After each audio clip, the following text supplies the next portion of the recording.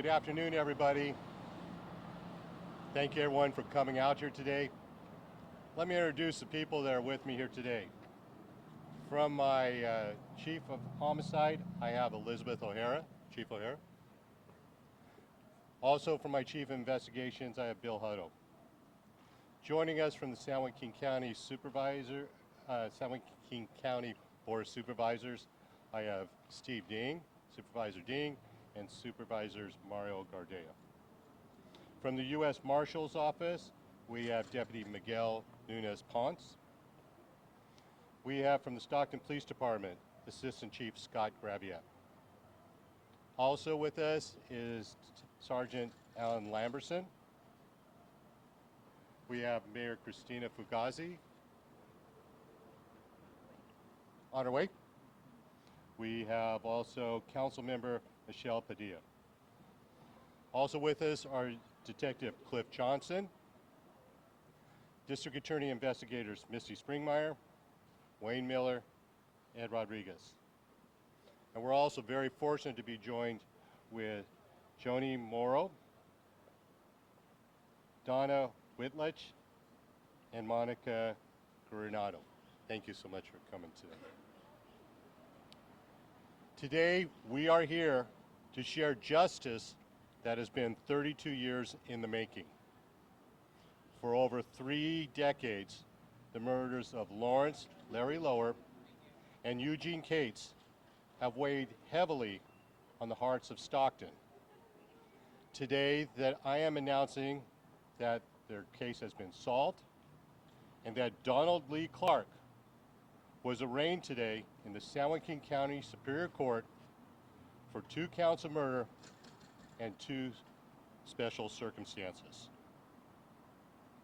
The victims, Lower and Cates, were 23 years old. Larry was on duty working as a security guard at the Spanos Park construction site. And Eugene, his close friend, stopped by to visit him after a shift at a nearby Chevron. They were both engaged to their fiancés. They had hopes of starting their own families. They were also both criminal justice students at the San Joaquin County Delta College with hopes of working in law enforcement. On the morning of May 23rd, 1994, Larry and Eugene were found murdered at the Spanos Park construction site. The case was investigated by the Stockton Police Department, but remained unsolved until this week. This week, an arrest warrant was issued by the San Joaquin County Superior Court, and through a joint operation of the U.S. Marshals and the Stockton Police Department, the arrest took place.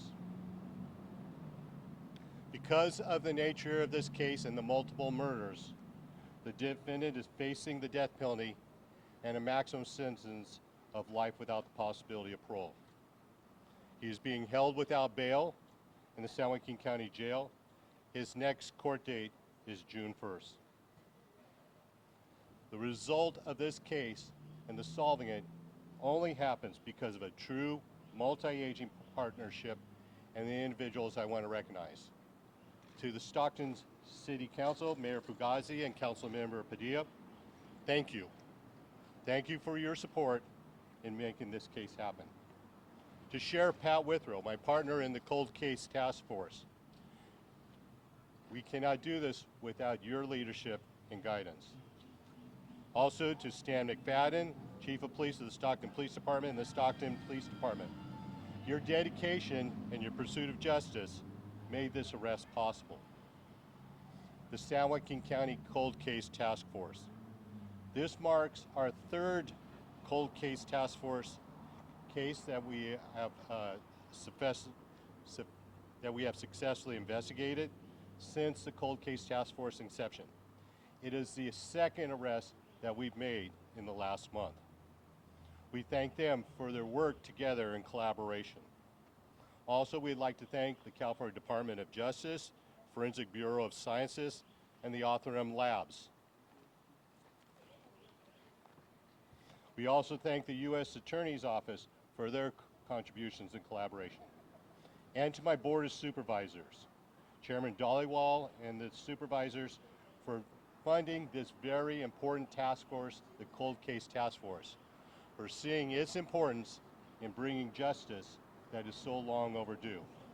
And we also like to recognize the insistence of two former supervisors and assembly members, Jack Seelock and Dean Andall, for their work in making sure that there is funding for the Cold Case Task Force investigations.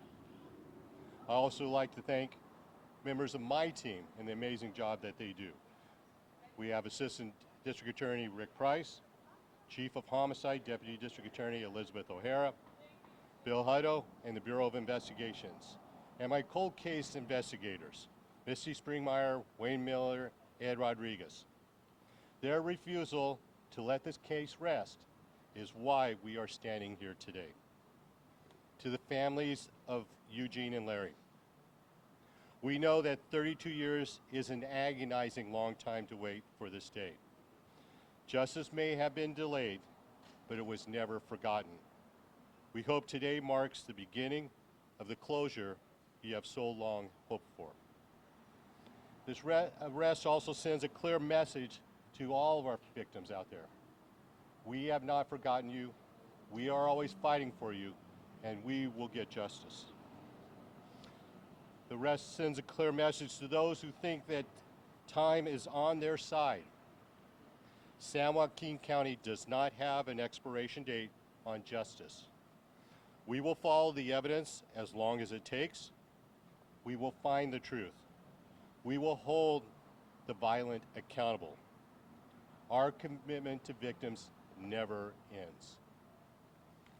Thank you. That's the end of our prepared statement.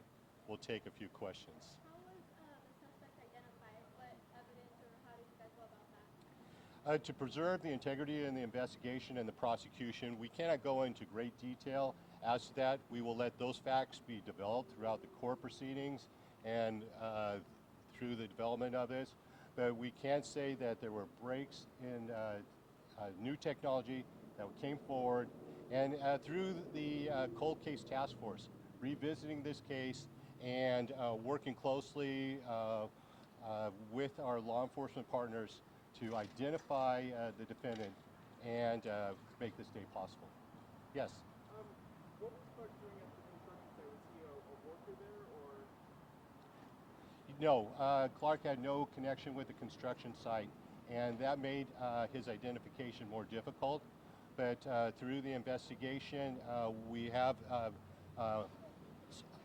solidly identified him as the person responsible for these murders. Any other questions? Yes? Did he know Lawrence or Eugene in any way? Or? To the best of our knowledge, no. He had no connections with the construction site or either of the victims. Did he live in Stockton? Or lived in Stockton? Chief? Sorry. Clark, did you live in Stockton at the time? Yes. Yes. Anything else? Well, thank you all for coming out, and we appreciate you covering this very, very important story. Thank you.